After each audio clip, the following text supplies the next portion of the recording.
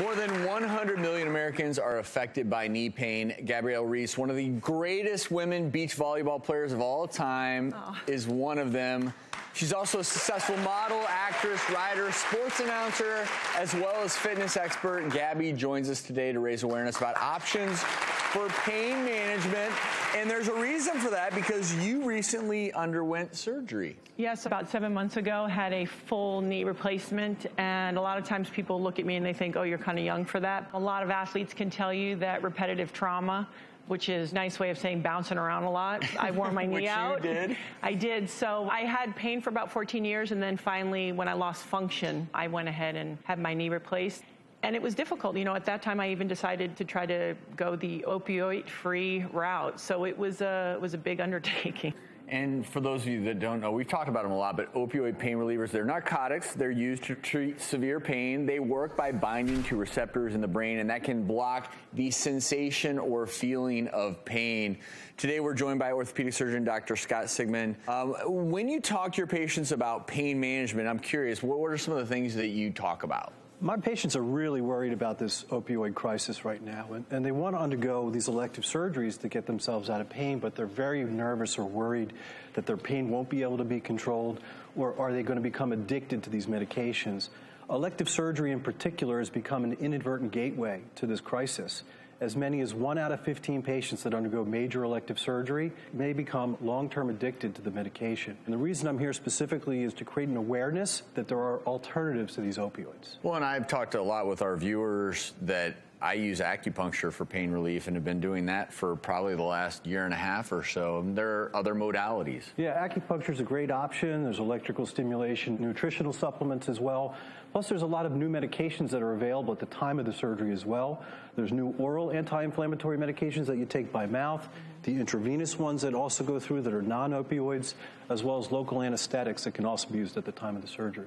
Yeah, this is important. The other reason I went through this is deciding not to take the opioids is I have 3 daughters, I am married, but it was challenging, and there's just so many options right now. Well, speaking of your husband, it's interesting because when I see pictures of your husband, Laird Hamilton, for those of you that don't know, and Dr. Andrew Orton side by side. Oh.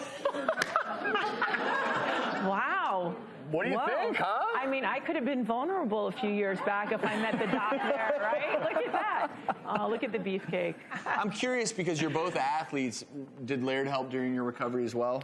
Yeah, and the ironic part of that is Laird actually had his hip done the same day. We did it this way for 2 reasons. One, I thought he's going to look at me.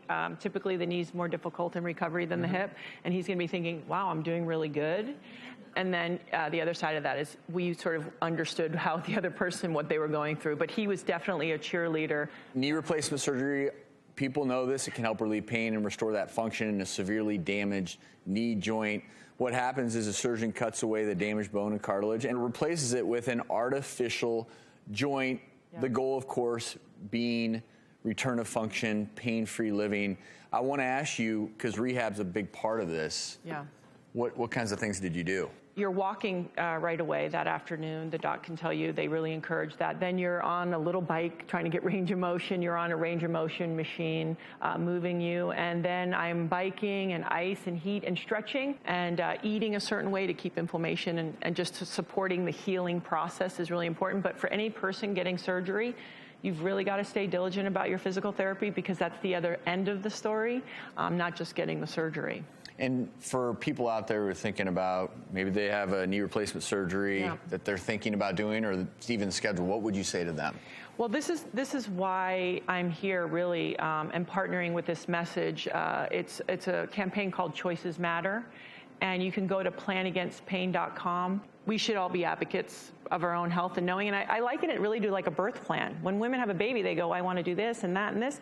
You can actually do that with surgeries. There's a lot of options to make the recovery easier and better and possibly avoid the opioids. So I've actually also partnered with the initiative as well. We want to empower our patients. We want you to know that you have choices in your options. There are alternatives to opioids that are available. If you're not sure what questions to ask, go to planagainstpain.com.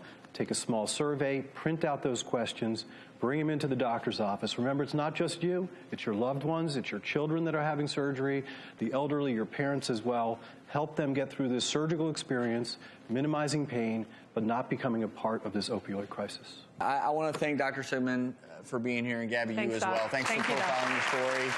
Best of luck moving forward. We'll be right back, everyone.